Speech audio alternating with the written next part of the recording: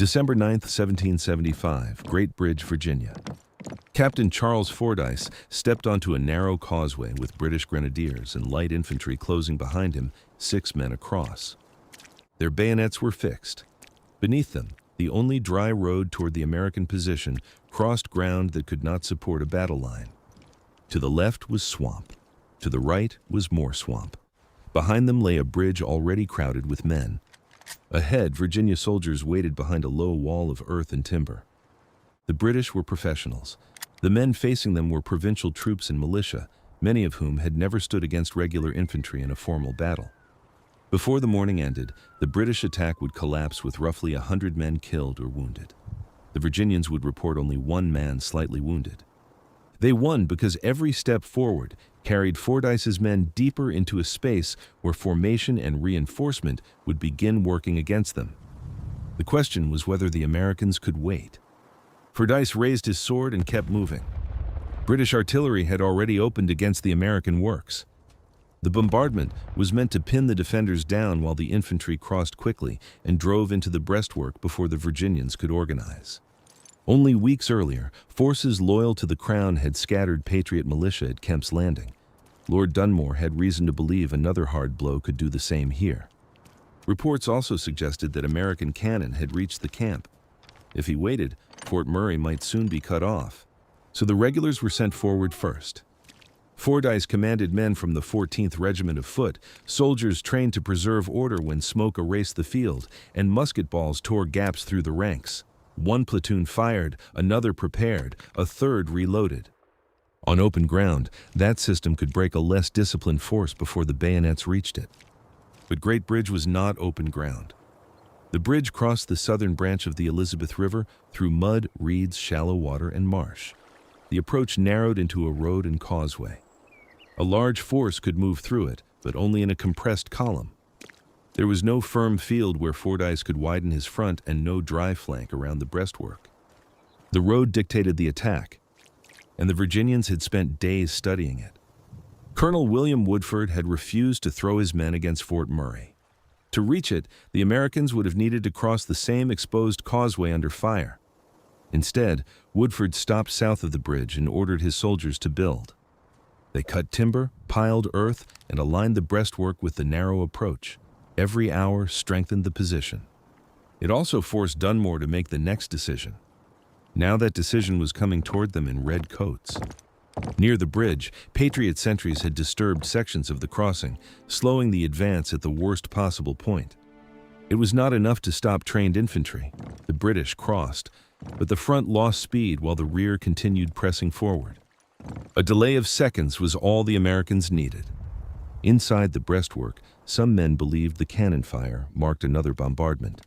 Then, the red formation appeared through smoke and morning haze. The defenders could have fired immediately. A nervous volley at long range would have warned Fordyce and given the British time to halt or withdraw before the entire column entered the exposed corridor. So the Virginians held. Fordyce's men advanced in ordered ranks. British platoons leveled their muskets and fired. Balls struck timber and threw dirt from the American works. Still, the defenders did not answer. Distance closed. The bridge behind the British filled with more soldiers. The front ranks continued toward the breastwork, reading the silence as hesitation. Fordyce raised his sword. Behind the earth wall, the Virginians brought their muskets to their shoulders. The road at Great Bridge was narrow, but the conflict behind it stretched across an entire colony. 7 months earlier, Lord Dunmore had still governed Virginia in the King's name. He lived in Williamsburg, issued proclamations, appointed officials, and expected the machinery of royal authority to function because it always had. Then, he ordered the colony's gunpowder removed from the public magazine. The decision was meant to prevent rebels from seizing military stores. Instead, it convinced thousands of Virginians that Dunmore was preparing to use force against them. Armed men began gathering. County committees challenged royal orders. The governor, who had once controlled Virginia from its capital, found himself relying on British Marines for protection. By June 1775, Dunmore had abandoned Williamsburg. But he had not abandoned the colony. He shifted his power east toward Norfolk and the water. That choice made military sense. Norfolk was Virginia's busiest port, filled with warehouses, merchants, shipyards, and families whose fortunes depended on trade with Britain. Royal Navy vessels could anchor nearby, protect loyalists, deliver weapons and supplies, and carry troops wherever rebellion threatened the coast. On land, Dunmore's authority was shrinking. At sea, he remained dangerous. As long as he held Norfolk, the Crown still possessed a base from which it could raid plantations, disrupt commerce, recruit supporters, and perhaps rebuild control over the colony. The problem was the southern approach. A road from North Carolina and the lower counties ran toward Norfolk through a place called Great Bridge. There, the southern branch of the Elizabeth River cut across flat, waterlogged country. The ground around it was broken by marshes, creeks, reeds, and soft mud. An army could not simply choose another line. Wagons, artillery, ammunition, and organized infantry needed the road, and the road passed over one bridge. Dunmore understood its value before the Americans did. On the northern side, his forces built Fort Murray, an earth and timber position intended to control the crossing. It did not need to be enormous. Its location did the work. Anyone advancing toward Norfolk from the south would have to approach along the causeway, cross the bridge, and expose himself in front of the fort. A small garrison could delay a much larger force there. That was the first military mechanism of Great Bridge. The terrain compressed numbers. 900 men approaching through a single narrow corridor could not use their full strength any better than 90. For Dunmore, that meant protection. For the Virginians, it meant a problem that could not be solved by courage alone. The colony's revolutionary leaders sent Colonel William Woodford south with troops from the 2nd Virginia Regiment, militia companies, and riflemen. His orders were to confront Dunmore's forces and remove the threat to Norfolk. Woodford was not leading a polished European army. Some of his men had uniforms, others arrived in hunting shirts and civilian clothes. Their weapons varied. Their experience varied even more. A few had served in earlier wars or frontier fighting, but many had never faced a line of British regulars. Across the bridge were soldiers trained to load, fire, and advance as one body. There were loyalist volunteers as well, men who believed rebellion would destroy Virginia faster than British rule ever could. And there was another force whose presence made the campaign more complicated than a simple war between Crown and colony. In November, Dunmore had issued a proclamation offering freedom to enslaved people belonging to rebels if they escaped and joined the British cause. Hundreds fled toward his lines. Some entered a unit later known as the Ethiopian Regiment, wearing uniforms marked with the words, "Liberty to Slaves." For these men, the British position at Norfolk was not only a military base, it was a fragile path out of bondage. That meant both armies reached Great Bridge, claiming to fight for liberty, while understanding that word in radically different ways. Woodford had to look past the slogans and solve the ground in front of him. He could attack Fort Murray directly. To do that, his men would have to march onto the causeway, cross the bridge under musket and cannon fire, and assault an earthwork occupied by trained troops. The numerical advantage would vanish the moment the column narrowed. British artillery would fire straight down the approach. The defenders could concentrate on a front only a few men wide. If the first ranks fell, the bodies and wounded would obstruct everyone behind them.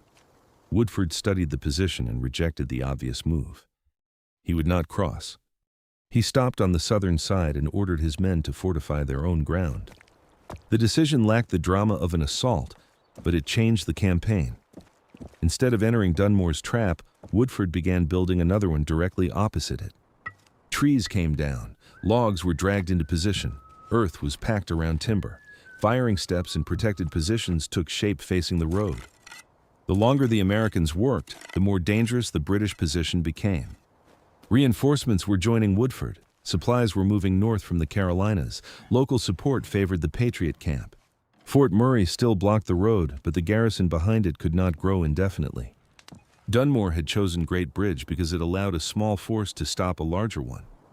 Now, Woodford was using the same geography to make a British attack possible in only one direction, straight toward him. Woodford's refusal to attack bought him time.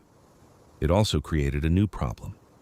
An army that waits behind earthworks does not control what happens next. It can strengthen its position, watch the road, and prepare fields of fire, but it cannot force the enemy to step into them. For the trap at Great Bridge to work, Dunmore had to make the wrong move voluntarily. That was far from certain.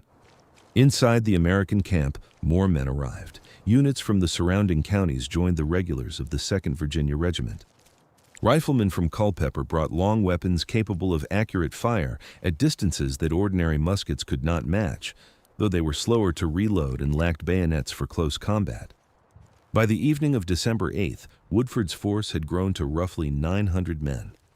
Not all of them could be placed behind the forward breastwork. Some guarded supplies, roads, and the rear of the camp. Others were sick, poorly equipped, or still unfamiliar with their officers. But the numbers were moving in one direction. Every additional company made Dunmore's position less secure. Then artillery arrived from North Carolina. The news was more important than the guns themselves. The pieces could not yet be used effectively. They lacked proper carriages, which meant Woodford could not simply roll them into position and batter Fort Murray into submission. British intelligence did not have that detail. Dunmore's officers heard that cannon had reached the American camp. From their side of the bridge, they could see men working, earthworks rising, and troops continuing to arrive. They had to assume that the fort might soon face bombardment. That uncertainty changed the pressure on both commanders. Woodford knew he was not yet ready to destroy Fort Murray. Dunmore did not know that.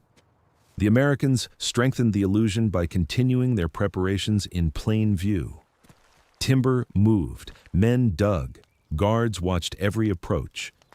What looked like the final stage before an assault was, in reality, a defensive camp waiting for the British to act first.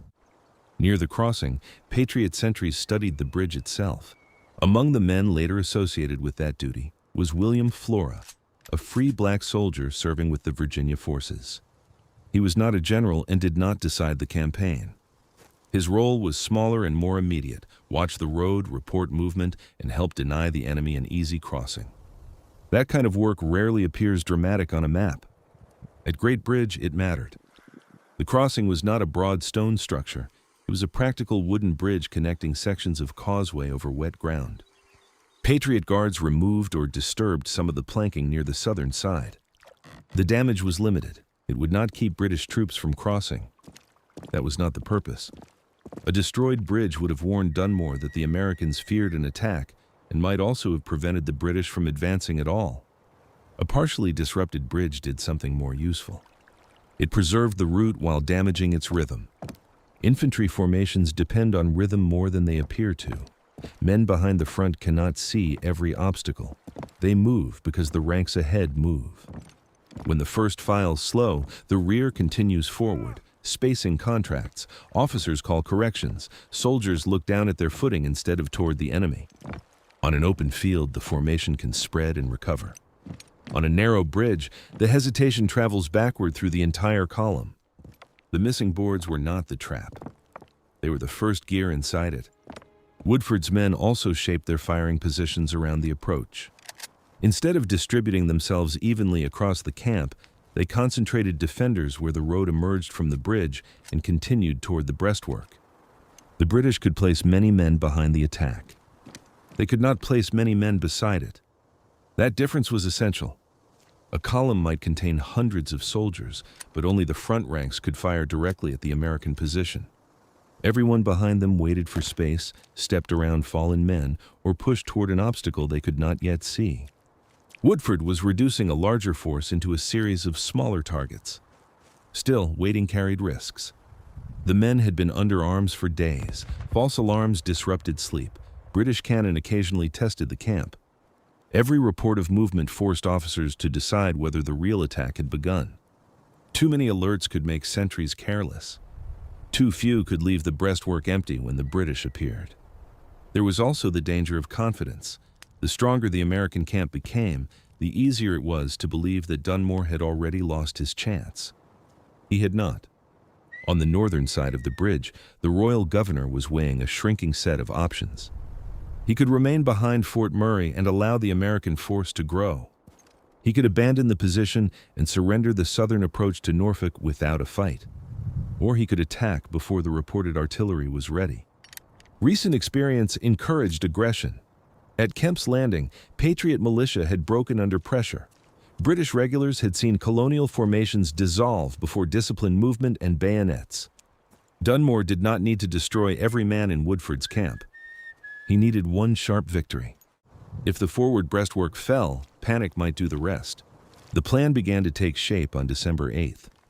Artillery and Loyalist forces would engage the Americans and occupy their attention.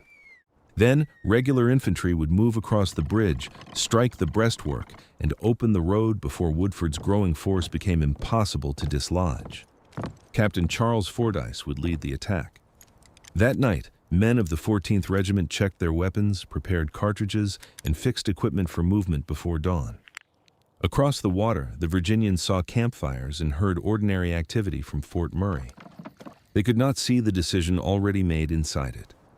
Woodford had spent days building a battlefield that favored him. Now, Dunmore was about to supply the one thing the Americans could not build for themselves: a British column moving straight into it. Dunmore's plan was aggressive, but it was not irrational.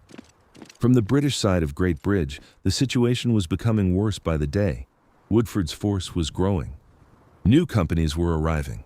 American works were becoming stronger. Reports said cannon had reached the camp. If Dunmore waited too long, Fort Murray could be isolated, bombarded, or abandoned without a fight. He needed to act before the balance shifted completely. The plan relied on speed and shock. Before dawn, British artillery would open on the American position. Loyalist troops would add fire and create the impression of a broader attack. While the defenders focused on the bombardment, regular infantry would cross the bridge, form on the causeway, and drive directly into the forward breastwork. Once the first position fell, additional troops under Major Samuel Leslie could pass through, expand the breach, and turn Woodford's camp into a retreat. This was the kind of operation British regulars were trained to execute. The men chosen for the advance came from the 14th Regiment of Foot. They understood platoon fire. They knew how to keep moving under smoke. They had officers positioned to maintain alignment and close gaps when men fell. The attackers also carried bayonets. That mattered because many American soldiers depended on firearms that were dangerous at range, but less useful once a disciplined line reached the earthwork. If Fordyce could cross the exposed ground quickly enough, the fight might stop being a contest of musketry and become a close assault. That favored the British. Captain Charles Fordyce was given the leading role. He was not ordered to send men across while remaining safely behind. He would march at the front of the column, where every American defender could see him. His task was simple to describe and difficult to perform: cross the bridge, absorb the first volley, maintain momentum, and reach the breastwork before the Virginians could reload. The entire plan depended on that momentum, and this was where the terrain began quietly dismantling it. The British formation was designed to combine order with firepower. Advancing 6 men across allowed the platoons to deliver controlled volleys while preserving a compact front. On a field, the formation could adjust. At Great Bridge, the road decided its width. The attackers could not expand left because the ground dissolved into marsh. They could not expand right for the same reason. The men behind Fordyce could only follow the same narrow path used by those in front. That meant the column possessed depth but almost no usable width. Hundreds of soldiers might support the operation, but only a small number could face the breastwork at one time. The rest would be waiting behind them. The reserve faced the same problem.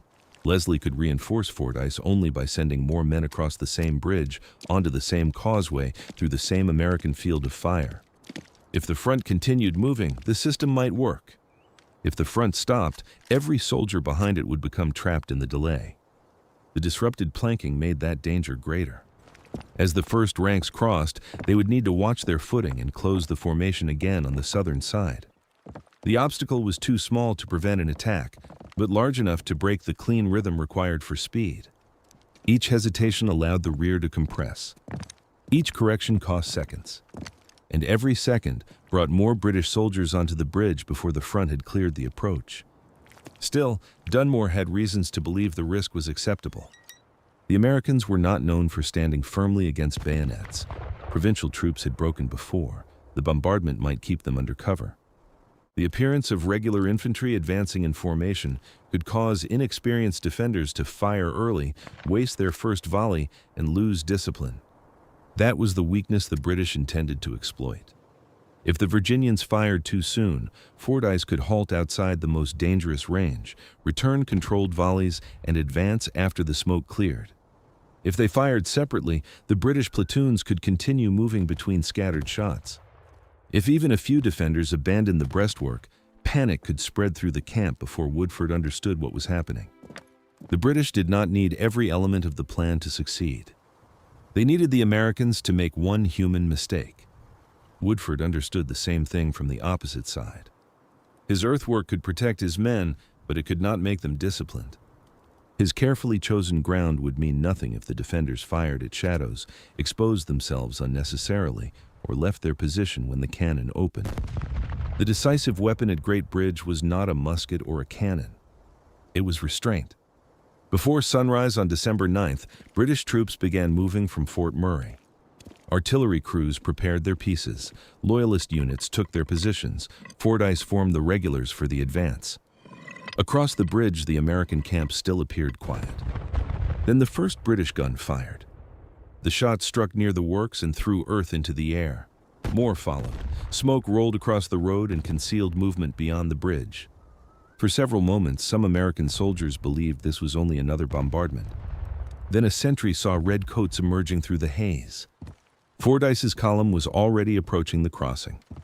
The British plan had reached its most dangerous stage. Not because anything had gone wrong, because so far everything was working. The first cannon shots did not immediately reveal the scale of the attack. British artillery had fired on the American position before. Men inside the camp had learned to distinguish between harassment and movement, but smoke now drifted across the road, breaking the field into fragments. Then the shape of the column became clear. Redcoats were moving through the haze in ordered ranks. Officers called the defenders into position. Men who had been resting behind the works grabbed muskets and moved toward the firing step.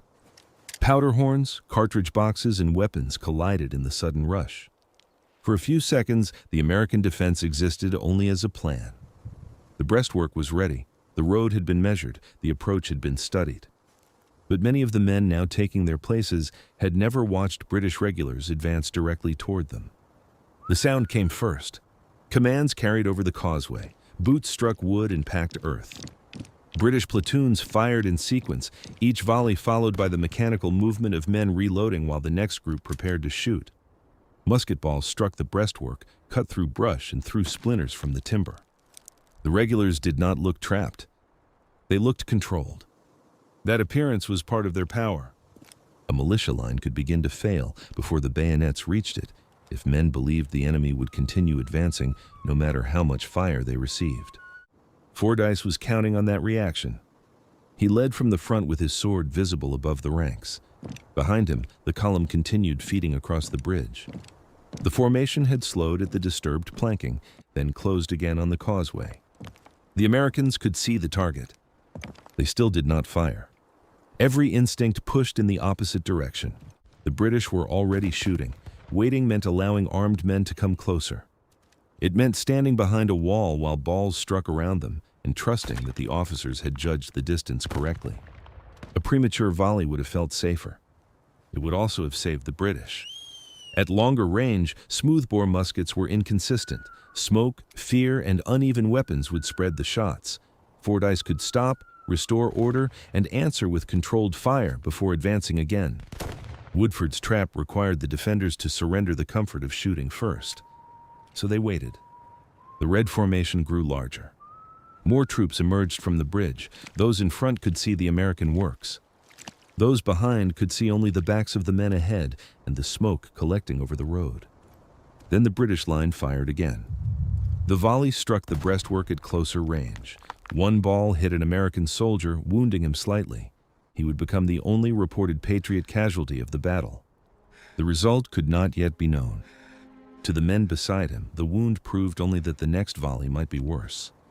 Fordyce continued forward. The range narrowed to the point where individual details became visible. White crossbelts over red coats, bayonets above shoulders, officers trying to preserve spacing on a road that allowed almost none. The British front was now inside the prepared killing zone. The order came. The American breastwork erupted. Muskets fired from behind earth and timber in a concentrated burst. Riflemen added aimed shots from protected positions. The front of the British formation seemed to fold as men fell into one another. The effect was not only physical. Until that instant, the column had been moving through scattered resistance. Now nearly every weapon in the American position was directed at the same compressed section of road. There was nowhere for the British to step aside. A wounded man on open ground could be passed. A wounded man on the causeway became an obstacle. The ranks behind continued moving forward before they understood what had happened. Men stumbled over bodies. Officers tried to close gaps. The formation compressed even further. And this was where the bridge stopped being a route and became part of the weapon. The Americans reloaded behind cover. Fordyce did not order a retreat. The attack had already crossed the most exposed section. The breastwork was close. Turning the column around under fire might create complete disorder, while reaching the parapet could still transform the fight. If the grenadiers entered the position with bayonets, the Virginians would lose the protection that had made the first volley so effective. Fordyce pushed forward. British platoons continued firing where they could. Their discipline prevented an immediate rout, but each volley came from a front narrowed by the road. Men in the rear held loaded muskets without a clear target. Others could not fire without endangering their own ranks. The Americans had fewer professional soldiers, but at that moment they had more usable weapons facing the enemy. Another concentrated volley struck the column. Fordyce was hit. He fell, then rose and continued toward the breastwork. Later accounts would remember him urging the men forward, convinced that one final effort could carry the position. Whether every reported word was preserved accurately, his actions were clear. He remained in front. Several British soldiers followed him through the smoke. They were now close enough to see faces behind the earth wall. The American defenders had little time to reload. The battle was about to leave the range where Woodford's geometry offered complete protection. Fordyce raised his sword again. Behind him, the causeway was crowded with dead, wounded, and advancing men. Ahead of him, the breastwork was only a few steps away. Fordyce reached the American breastwork with the attack already coming apart behind him. The men nearest the front could still see an objective. The earth wall was only a few steps away. Bayonets were fixed. If enough grenadiers crossed that final distance together, the defenders might be forced back from the parapet. But the column no longer moved as one body. The first American volleys had torn gaps through the leading ranks. Fallen men covered the causeway. Wounded soldiers tried to crawl away from the fire, but there was no safe direction. The marsh on either side offered no usable escape, and the bridge behind them was still carrying more troops forward. Every casualty changed the ground. A body became something to step over. A wounded man became something the next rank had to avoid. A fallen officer became a break in the chain of command. The British formation had been designed to replace losses without stopping. The causeway made that almost impossible. Fordyce continued toward the works. Several soldiers reached the outer edge with him. For a moment, the British were close enough for the battle to become what their plan required, a direct contest at the parapet. Then the Virginians fired again. At that distance, the breastwork concentrated the entire defense into a brutal advantage. The Americans could expose only their heads and weapons. The British had to remain upright on open ground. Fordyce was struck repeatedly. He fell near the American position, close enough that the defenders later understood how little distance had separated them from a bayonet assault. His death did not instantly stop the attack. British discipline was stronger than that. Men continued to fire. Officers tried to push the survivors forward. Some soldiers stepped past the fallen captain and attempted to keep the front moving. But the unit had lost the man who could see both the objective ahead and the disorder behind. That mattered because the next decision could no longer be simple. Advance meant crossing bodies under concentrated fire. Retreat meant turning a compressed formation around on the same narrow road. Waiting meant remaining exactly where the Americans had designed their weapons to strike. The British front stalled. The ranks behind did not receive a clear picture of why. Smoke covered the causeway. Musket fire echoed between water and earthworks. Soldiers farther back could hear commands, but not always understand which officer had given them or whether they still applied. The column compressed again. And here the second half of Dunmore's plan failed. Major Samuel Leslie had additional troops available. On a wider battlefield, he could have reinforced Fordyce's flank, extended the line, or sent another body around the American position. At Great Bridge, there was no flank. Any reinforcement had to cross the same bridge, enter the same road, and pass through the same cluster of wounded and disordered men. The reserve was not too weak. It was physically unable to become useful. Sending more soldiers forward would not increase the number of muskets facing the breastwork. It would only increase the number of men standing behind those who were already trapped. The Americans understood the change before many of the British did. Their first volleys had been aimed at stopping the advance. Now their fire began preventing recovery. Any attempt to restore the line-exposed officers, any group trying to move forward entered the same concentrated sector. Any hesitation gave the Virginians time to reload behind protection. The British continued returning fire, but only the front ranks had clear targets. Men farther back held loaded muskets with no safe angle. Firing through their own formation was impossible. Moving sideways was impossible. The road had reduced a professional force to a narrow queue waiting to enter range. Leslie now faced the decision Dunmore had tried to avoid, whether to commit more troops to a plan whose central assumption had failed. Fordyce had not broken the American position. The defenders had not fired early. The first volley had not scattered them, and the causeway had not allowed the attacking column to preserve momentum. Continuing would mean repeating the same attack with less surprise, more obstruction, and a breastwork now fully alert. Leslie ordered the withdrawal. Even retreat was difficult. The survivors had to move back through men still approaching, carry or abandon the wounded, and cross the damaged bridge while American fire followed them along the road. The movement began unevenly. Some soldiers withdrew in order. Others helped wounded comrades. Men closest to the breastwork had the farthest distance to cover and the least protection. But British discipline now served a different purpose. It did not win the attack. It prevented the defeat from becoming complete destruction. The regulars pulled back toward Fort Murray, leaving the causeway covered with casualties. Exact figures differ among later accounts, but the central result does not. The British assault force suffered devastating losses, while the Virginians reported only one man slightly wounded. That imbalance did not mean the Americans had fought more courageously. Fordyce had demonstrated courage all the way to the breastwork. It meant one side had fought from behind earth and timber, with nearly every weapon aimed at the same narrow target, while the other side had been forced to approach through a corridor that denied it room, reinforcement, and recovery. By the time the firing faded, the military question at Great Bridge had been answered. Fort Murray still stood. British troops still occupied it. Dunmore still had ships, loyalists, and armed men near Norfolk, but the fort's purpose had been to control the crossing. Now the crossing belonged to Woodford. Inside Fort Murray, the survivors counted the cost and understood what that meant. The Americans no longer needed to storm the position. They only needed to remain where they were. That night, the British began preparing to leave. The British abandoned Fort Murray before the Americans had to attack it. During the night, the surviving troops prepared the position for evacuation. Equipment that could not be carried was damaged or left behind. Artillery was made unusable.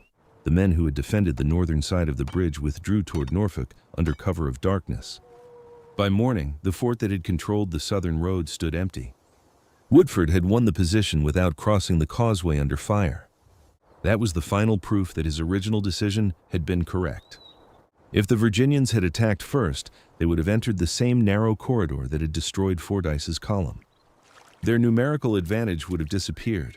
British cannon and muskets would have fired down the road. Men falling in front would have blocked those behind. Instead, Woodford had waited until the British voluntarily exchanged a protected fort for exposed ground. The victory at Great Bridge was not simply the result of better shooting. It began days earlier, when one commander refused the battle his enemy expected. The Americans now controlled the road to Norfolk. Several days later, Patriot forces entered the town. Dunmore could no longer rely on Fort Murray to screen the southern approach or protect communication between Norfolk and Loyalist territory farther inland. His power had not vanished completely. The Royal Navy still gave him mobility. British vessels could move along the rivers in Chesapeake Bay, carry troops, bombard settlements, and threaten the coast. Dunmore still commanded armed loyalists and men who had escaped slavery to join the crown under his proclamation. But he no longer possessed a secure position on land. That distinction mattered. A governor ruling from a capital could issue orders, collect support, and claim control over a colony. A governor confined to ships could raid and punish, but he could not govern the countryside in the same way. Great Bridge pushed Dunmore from one form of power into the other. The consequences reached far beyond the soldiers who fought on the causeway. For Virginia's revolutionaries, the battle proved that locally raised troops could stand against British regulars if they fought from prepared ground and resisted the urge to imitate European warfare on unfavorable terms. For Loyalists, it revealed how quickly royal protection could disappear once a single route failed. For the men of the Ethiopian Regiment and other formerly enslaved people who had reached British lines, the retreat created a different crisis. Dunmore's proclamation had offered freedom in return for service, but the Crown's shrinking position forced many onto crowded ships in temporary camps where disease spread rapidly.